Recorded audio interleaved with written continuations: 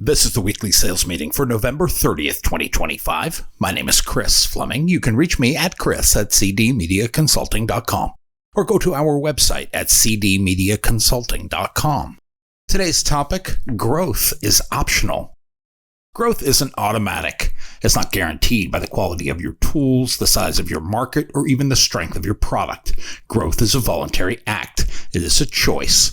Because someone has access to training, technology, or support doesn't mean they will use it. And because an opportunity exists doesn't mean someone will chase it. Human behavior is complex. People often act against their own best interests, not because they lack resources, but because they lack the internal drive to change. At the heart of this issue is one simple truth. People make decisions for their own reasons, and those reasons are not always logical. Nobel Prize-winning economist Daniel Kahneman showed that most decisions are driven by emotion, not reason.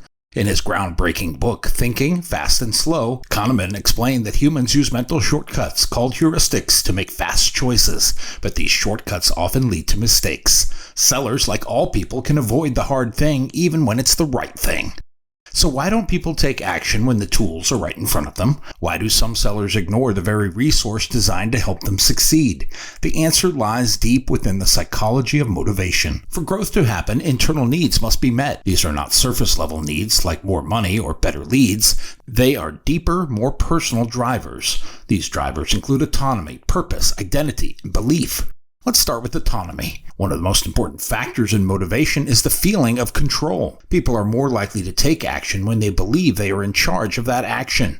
Edward Deci and Richard Ryan are the creators of the self-determination theory. Their research found that autonomy is one of the three essential psychological needs. If a seller feels forced to use a new CRM system, they will resist it. But if they choose to explore it on their own terms, they are more likely to use it well. Growth, then, must feel like a choice, not an order. Next is purpose. Simon Sinek, author of Start With Why, says people don't buy what you do, they buy why you do it. The same is true inside an organization. Sellers don't use tools because they exist. They use them when they see how those tools help them fulfill a bigger mission. A dashboard is merely data. That is, until a seller sees how that data helps them win more deals or help them serve better clients. Purpose connects effort to outcome. It answers the question, why does this matter? Another powerful driver is identity. People believe in ways that align with how they see themselves. If a seller views themselves as someone who struggles or just gets by, their actions will reflect that self-image, and that is regardless of how many tools or resources are available to them. But when they begin to view themselves as capable, skilled, and successful, their behavior shifts to match. As Ralph Waldo Emerson wrote, "What lies behind us and what lies before us are tiny matters compared to what lies within us." Real growth begins when identity aligns with intention. Tools become useful only when the person using them believes they are the kind of person who uses them well. Belief is another key factor. Psychologist Albert Bandura built his research on self-efficacy. It showed that people who believe in their ability to influence outcomes are more likely to take initiative. These are the people who persist through setbacks and achieve success. Those with low self-efficacy often see new tools or challenges as proof of their limitations. But those with high self-efficacy view them as opportunities to grow. They trust that effort will lead to improvement. Belief isn't just a mood, it's a lens. It influences how people interpret challenges, respond to feedback, and pursue opportunities. Fear also plays a role. Many sellers avoid tools not because they don't see value, but because they fear what using them might expose. A sales call recorder might reveal bad habits. A performance tracker might show low numbers. So they avoid these tools to protect their ego. As the late Zig Ziglar said, people often say motivation doesn't last. Well, neither does bathing. That's why we recommend it daily. Fear drains motivation. To grow, sellers must feel safe enough to fail and supported enough to try again. Let's look at some other data. A study from Salesforce found that 78% of high-performing sales teams use automation tools. In contrast, only 32% of underperforming teams do. These tools are there for both. The difference is who chooses to use them. In another study by CSO Insights, only 45% of sales reps regularly follow the defined sales process. That is, despite the evidence that shows companies with a formal sales process see 18% more revenue growth. Again, the process is available, but without the internal motivation to use it, sellers don't benefit. This is why growth must be seen as an inside-out process. No tool, training, or technology can overcome a lack of personal engagement. Leaders often focus on the external. They focus on software, the scripts, or the system. But the most successful sales managers know that real progress starts on the inside. They coach confidence. They inspire belief. They tie tools to goals. And they encourage sellers to take ownership of their own growth. In the 1940s, psychologist Abraham Maslow created the hierarchy of needs. At the bottom are basic survival needs, food, safety, shelter. But higher up are psychological needs like esteem and self-actualization. Growth happens when a person feels safe, valued, and capable. If a seller feels threatened or invisible, they won't reach higher. But if they feel trusted, respected, and empowered, they will.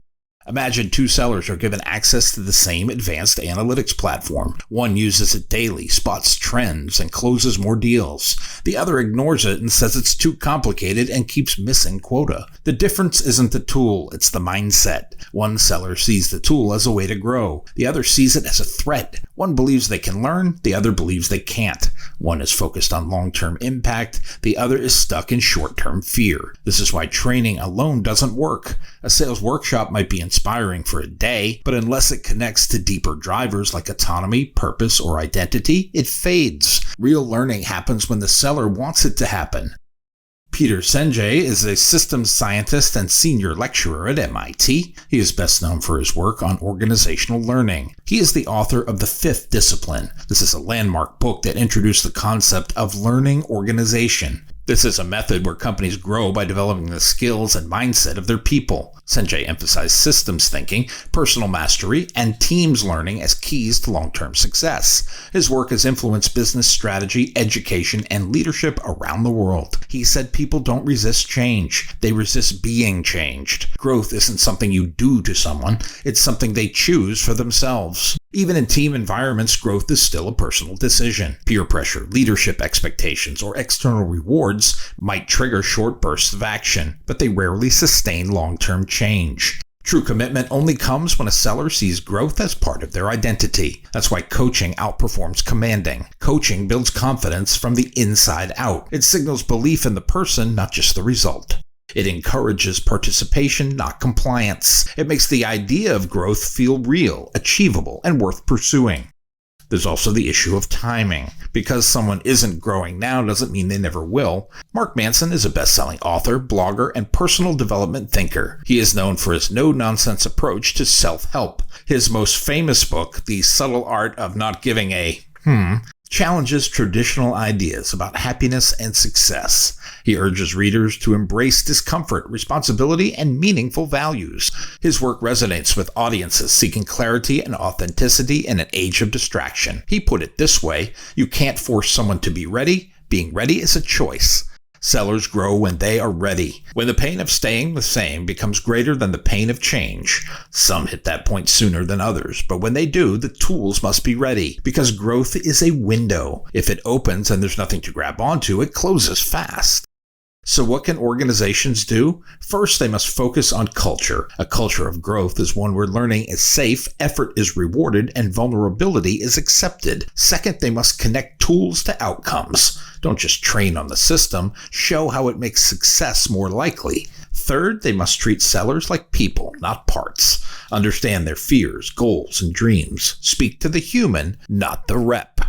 Also, celebrate progress. Growth doesn't always look like a closed deal. Sometimes it's a better call, a sharper question, a stronger follow-up. When these wins are noticed, they multiply. When they're ignored, they fade. As author Daniel Pink explains in Drive, people are motivated by autonomy, mastery, and purpose. If your tools don't help reps feel more in control, more skilled, or more connected to their mission, they won't use them.